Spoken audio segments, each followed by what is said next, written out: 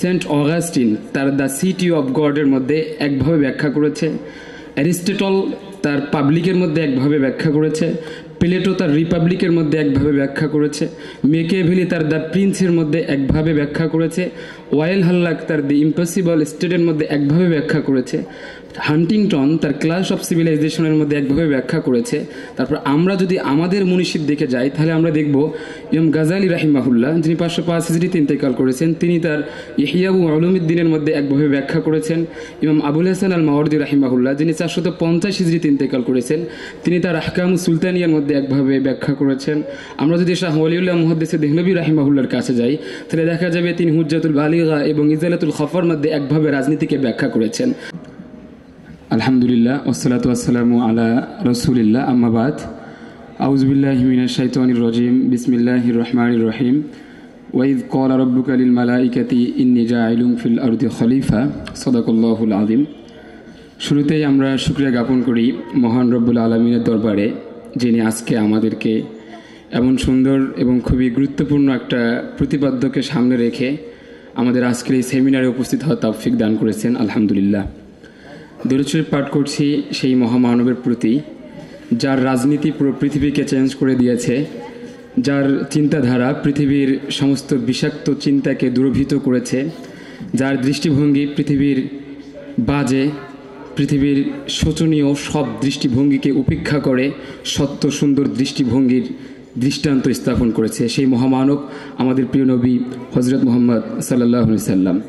সংগ্রামী ভাইয়েরা আমার, আজকে আমাদের এই সেমিনারের প্রতিপাদ্য তাসাউফ ও রাজনীতি, জামানার মহান মুজাদ্দিদ শায়েখ ফজলুল করিম রাহিমাহুল্লাহর দর্শনে আধুনিক রাষ্ট্র ও ইসলামী রাষ্ট্র ব্যবস্থা সমন্বয় নাকি সংঘাত। বিষয়টা একই সাথে গুরুতর এবং খুবই গুরুত্বপূর্ণ। আমার উপর দায়িত্ব ছিল এটার প্রবন্ধ রচনা করা।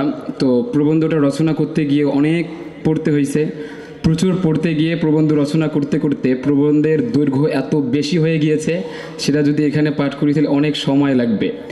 তো আজকে আমাদের যেহেতু সময়ের স্বল্পতা, তাই আমি প্রবন্ধের একটা সারাংশ আপনাদের সামনে উপস্থাপন করব ইনশাআল্লাহ। শুরুতেই আমরা যদি আমাদের প্রতিপাদ্য যা আছে এই প্রতিপাদ্যকে যদি সংজ্ঞায়ন করি তাহলে এরকম দাঁড়ায়, আমাদের প্রতিপাদ্যের শুরুতে আছে তাসাউফ। তাসাউফ কি? সুফিদের অন্যতম হচ্ছেন ইমাম হুসাইন বিন নুরি রাহিমাহুল্লাহ।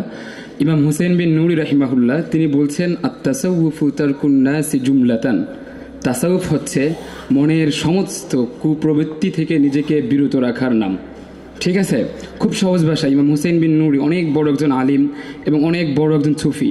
তিনি খুব সহজ করে মানুষের সামনে তাসাউফের যেই দৃষ্টিভঙ্গি, তাসাউফের যেই মেথোডোলজি, সেটা আমাদের সামনে উপস্থাপন করেছেন। তার যেই কৌল, সেটা থেকে আমরা বুঝতে পারলাম তাসাউফ এটা খুবই ক্যাজুয়ালিভাবে, খুবই জেনারেলি মানুষকে মানুষের সমস্ত কুপ্রবৃত্তি, মানুষের সমস্ত কুচিন্তা, মানুষের সমস্ত খারাপ কর্ম থেকে বিরত রাখার নামই হচ্ছে তাসাউফ। তারপরে আসি রাজনীতি। রাজনীতিটা কি? রাজনীতি বলা হয়ে থাকে পৃথিবীর যখন থেকে শুরু, ঠিক তখন থেকে রাজনীতির পথ চলা শুরু হয়েছে। রাজনীতি সম্পর্কে অনেকে অনেক ধরনের সংজ্ঞায়ন করেছে। আমরা যদি একদম প্রাচীনকালে চলে যাই তাহলে আমরা দেখতে পাবো সেন্ট অগাস্টিন তার দ্য সিটি অফ গডের মধ্যে একভাবে ব্যাখ্যা করেছে, অ্যারিস্টটল তার পাবলিকের মধ্যে একভাবে ব্যাখ্যা করেছে, প্লেটো তার রিপাবলিকের মধ্যে একভাবে ব্যাখ্যা করেছে, মেকিয়াভেলি তার দ্য প্রিন্সের মধ্যে একভাবে ব্যাখ্যা করেছে, ওয়াইল হাল্লাক তার দি ইম্পসিবল স্টেটের মধ্যে একভাবে ব্যাখ্যা করেছে, হান্টিংটন তার ক্লাস অফ সিভিলাইজেশনের মধ্যে একভাবে ব্যাখ্যা করেছে। তারপর আমরা যদি আমাদের মনীষীর দিকে যাই তাহলে আমরা দেখব ইমাম গাজালি রাহিমাহুল্লাহ, যিনি 505 হিজরিতে ইন্তেকাল করেছেন, তিনি তার ইহইয়া উলুমিদ্দিনের মধ্যে একভাবে ব্যাখ্যা করেছেন। ইমাম আবুল হাসান আল মাওয়ারদি রাহিমাহুল্লাহ, যিনি 450 হিজরিতে ইন্তেকাল করেছেন, তিনি তার আহকাম সুলতানিয়ার মধ্যে একভাবে ব্যাখ্যা করেছেন। আমরা যদি শাহ ওয়ালিউল্লাহ মুহাদ্দিস দেহলভী রাহিমাহুল্লাহর কাছে যাই তাহলে দেখা যাবে তিনি হুজ্জাতুল বালিগা এবং ইজালাতুল খফার মধ্যে একভাবে রাজনীতিকে ব্যাখ্যা করেছেন। তো এত সমস্ত সংজ্ঞা সবগুলো আমি প্রবন্ধের মধ্যে সংযোজন করেছি।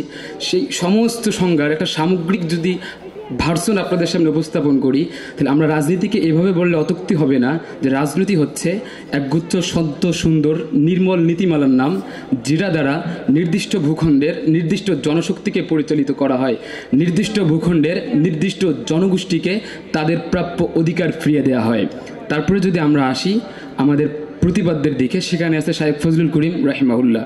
শায়েখ ফজলুল করিম রাহিমাহুল্লাহ হচ্ছেন শতাব্দীর সেই ক্ষণজন্মা ব্যক্তিত্ব, যিনি শতাব্দীর একদম ক্লান্তি লগ্নে এসে পুরো একটা নির্দিষ্ট জনগোষ্ঠীর হাল ধরেছেন। সেটা কিভাবে আমরা দেখেছি, খিলাফা পতন পরবর্তী বিশ্বের মধ্যে বিভিন্ন জায়গায় বিভিন্নভাবে ইসলামী রাজনীতির চর্চা হয়েছে। আমরা যদি মিশরের মধ্যে যাই তাহলে সেখানে দেখব হাসান আল বান্না রাহিমাহুল্লাহ ইখওয়ানুল মুসলিমিন দিয়ে একভাবে ইসলামী রাজনীতিকে ব্যাখ্যা করেছে। আমরা যদি তিউনিশিয়ার মধ্যে যাই তাহলে সেখানে দেখব রশিদ আল গানুসি আন্নাহদা পার্টি দিয়ে ইসলামকে একভাবে ব্যাখ্যা করেছে। আমরা যদি উপমহাদেশে আসি তাহলে আমরা দেখব মরহুম মওদুদি ইসলামকে দিয়ে একভাবে ব্যাখ্যা করেছে। এক কথায় নানানজন নানানভাবে ব্যাখ্যা করেছে।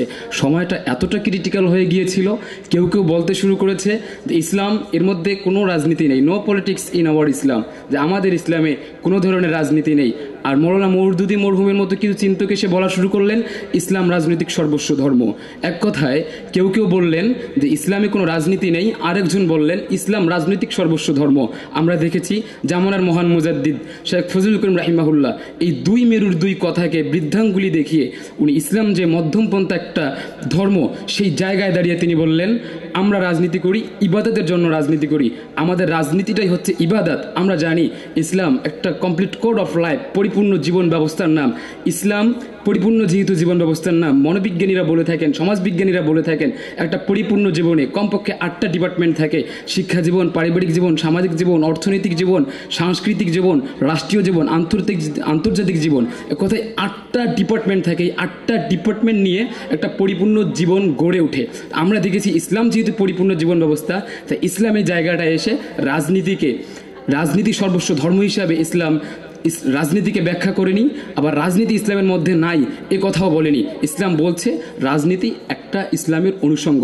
রাজনীতির মূল কথা যেমন মানুষের অধিকার ফিরিয়ে দেয়া, ইসলামী শরিয়ার সেই মূল কথাটাই হচ্ছে মানুষের সামনে মানুষের অধিকারকে প্রেজেন্ট করা, মানুষের অধিকারকে ছড়িয়ে দেওয়া। আমরা সেকেন্ড টাইম এখন যদি আমাদের প্রতিপাদ্যের শেষ দিকে চলে আসি তাহলে দেখব আধুনিক রাষ্ট্র ব্যবস্থা আর হচ্ছে ইসলামী রাষ্ট্র ব্যবস্থা। এই কথাটা বলার আগে ছোট্ট একটা মূলনীতি আপনাদের সাথে শেয়ার করি। সেটা হচ্ছে আমরা যে বলি কম্প্যারিজম করি, তুলনা করি, এই তুলনার একটা নির্দিষ্ট উসুল আছে। সেটা হচ্ছে যে যার সঙ্গে আমি তুলনা করছি, খুব সহজ একটা উদাহরণ দিয়ে বলি, যেমন একটা ছোট ছেলেকে যদি একটা 5 বছরের ছেলেকে যদি 20 বছরের একজন যুবকের সঙ্গে তুলনা করা হয় তাহলে কি এই তুলনাটা সঠিক হবে? অবশ্যই সঠিক হবে না, কারণ এ 5 বছরের শিশু আর সে 20 বছরের একজন যুবক, তুলনাটা ভুল হয়ে যাবে। আমরা যে কম্পেয়ার করছি কম্পেয়ারটা ভুল হবে। তো আমরা যেখানে আসছি আধুনিক রাষ্ট্র এবং ইসলামী রাষ্ট্র, এই দুটোর মাঝে উসুলবিদরা বলেন, উসুলবিদদের অন্যতম একজন হচ্ছেন তুরস্কের ডক্টর মেহমেদ গরমেস হাফিজাহুল্লাহ। এই ডক্টর মেহমেদ গরমেস হাফিজাহুল্লাহ তার একটা লেকচার আছে, একটা থিসিস আছে ইসলামী জ্ঞানে উসুলের ধারা। সেখানে আমাদের এই কম্প্যারিজমকে তিনি রং এবং বাজে বলছেন যে আমরা যদি এভাবে আধুনিক রাষ্ট্র ব্যবস্থাকে ডিল করি তাহলে আমরা আমাদের মূল যেই দাওয়াতের মেথোডোলজি, আমাদের মূল পলিটিক্সের যে মেথোডোলজি, সেই জায়গা থেকে আমরা বেরিয়ে আসবো। সবশেষে একটা কথা যেটা না বললেই নয়, বারবার এই যে দেখছেন চিরকুট আসতেছে, সময় খুবই কম, আরও একটা কাজ আছে ডকুমেন্টারি, সেটা করা লাগবে। যেটা কথা না বললেই নয় সেটা হচ্ছে আমরা যে রাজনীতি করি এই রাজনীতি তাসাউফের হৃদয় থেকে বিগলিত হয়ে বেরিয়ে আসা রাজনীতি। আমাদের এখানে আমরা ক্ষমতাকে বলে থাকি দায়িত্ব এবং শাসনকে বলে থাকি সেবা, রাষ্ট্রকে বলি আধ্যাত্মিকতা। সবশেষে সবাইকে সুন্দর একটা রাষ্ট্র ব্যবস্থা গড়ে তোলার কাজে উপকরণ হিসাবে লেগে যাওয়ার জন্য উদাত্ত আহ্বান জানিয়ে এখানে শেষ করছি এবং আশা করি কিছুদিন পর আমি এখানে দিয়ে যাব আজকেই আমাদের প্রবন্ধটা। আপনারা যদি কেউ পড়তে চান পুরো প্রবন্ধটা পড়বেন, সেখানে বিস্তারিত আলাপ আছে। ধন্যবাদ সকলকে।